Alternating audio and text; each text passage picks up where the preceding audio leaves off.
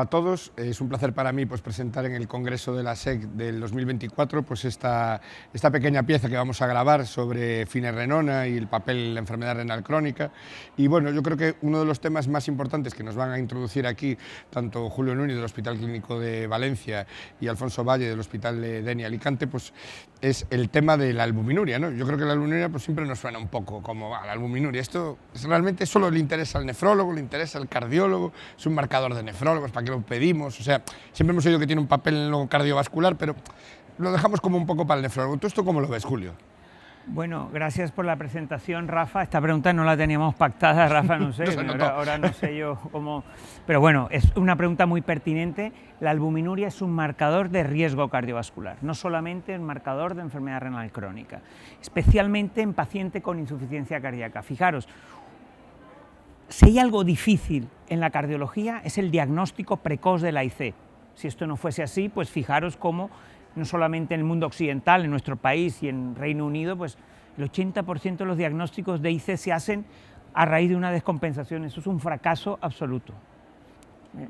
Y sabemos que una de las claves está en la identificación de ese paciente que tiene pocos síntomas o sintomatología que puede ser fácilmente no diagnosticada, no identificada, para identificar el paciente de muy alto riesgo de presentar IC u otros problemas cardiovasculares, ¿no?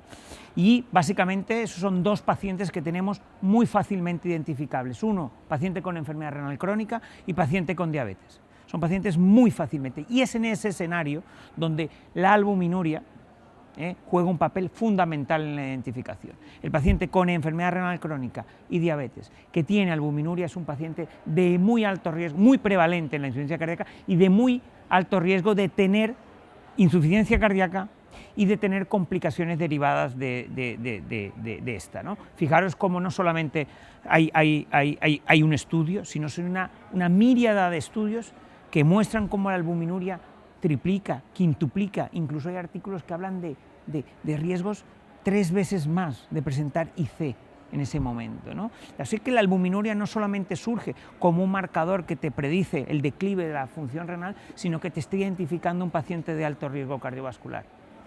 Y esto no es solamente un hallazgo estadístico, una asociación estadística muy sólida, no, sino que detrás de esto hay un correlato fisiopatológico. La albuminuria identifica daño endotelial, daño tubular y además un estado proinflamatorio. Todos esos factores de riesgo para enfermedad cardiovascular y particularmente insuficiencia cardíaca.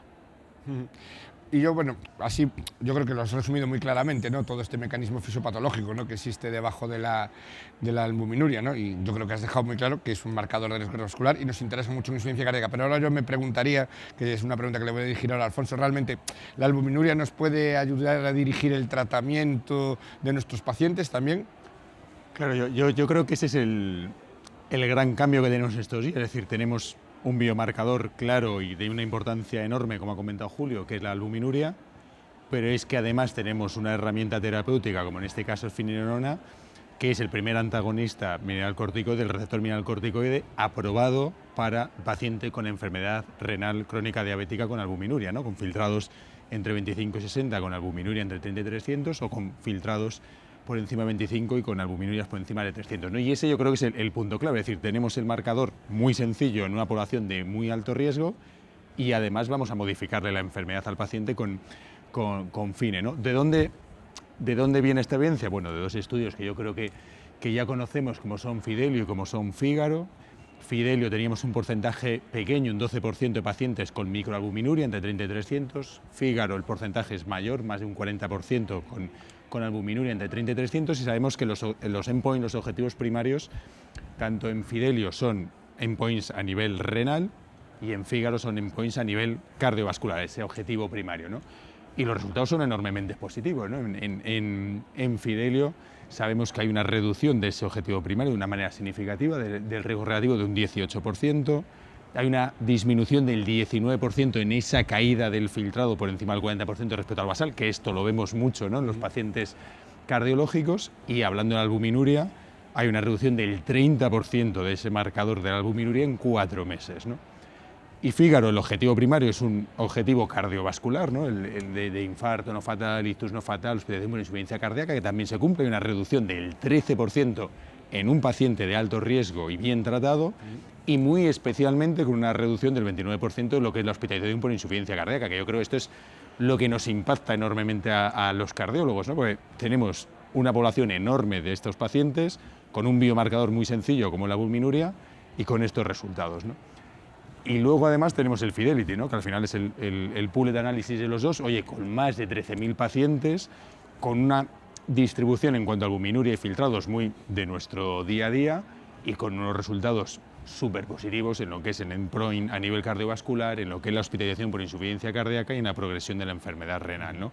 Y se han presentado incluso datos recientes, que yo creo que esto también es muy importante, que al final lo único que hacemos es añadir beneficio a nuestros pacientes con el resto de tratamientos que utilizamos a día de hoy, ¿no? Llámese ISLGT2, llámese GLP-1, es decir, que independientemente de si mi paciente ya lleva estos tratamientos previos, el añadir finerenona en este paciente de enfermedad renal crónica diabética, pues sigo aumentándole el beneficio, ¿no? Por tanto, yo creo que es un poco la cuadratura del círculo. Identificamos ese paciente de riesgo súper prevalente que aumenta Julio, biomarcador muy sencillo que tiene que ser, pues como el LDL, por decirlo así, algo rutinario en nuestras analíticas, y que a día de hoy tenemos pues una alternativa terapéutica como FINE que nos cambia o nos modifica el pronóstico de nuestros pacientes, ¿no? Yo creo que una cosa que es importante, ahora que estamos en una consulta, ¿cómo nos enfrentamos a la enfermedad renal crónica? ¿Qué orden tenemos que seguir para los fármacos?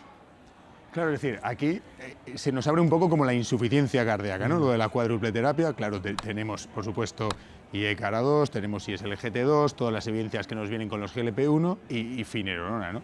Pero es que en este caso FINE es muy sencillo, es decir, yo tengo un paciente diabético, enfermedad renal, filtrado 25-60 con albuminuria.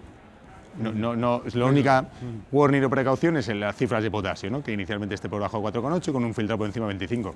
El resto no tengo ningún tipo de problema para pautar el fármaco, ajustando la dosis según el filtrado, ¿no? Yo creo que la gran ventaja comparado con los fármacos de insuficiencia cardíaca es que en esta población de pacientes realmente son pacientes sencillos de poner, no tenemos problemas con las hipotensiones, entonces, bueno, yo creo que es bastante más sencillo, ¿no? Por decirlo así, que en ese paciente más complejo de IC. Y Julio, un mensaje así para llevar a casa al cardiólogo que está en una consulta, ¿qué le dirías? Yo creo que el mensaje con el cual yo me quedaría sería que hay que empezar a medir la albuminuria en nuestros pacientes, ¿no? Enfermo ya diagnosticar lo que habitualmente vemos, un paciente con ya enfermedad cardiovascular establecida, independientemente de cuál de ellas, ¿no? Es un sujeto que en su estratificación de riesgo debemos tener en cuenta la orina y especialmente la albuminuria, ¿vale? Para no solamente estratificar el riesgo, sino potencialmente cambiar la historia natural de su enfermedad.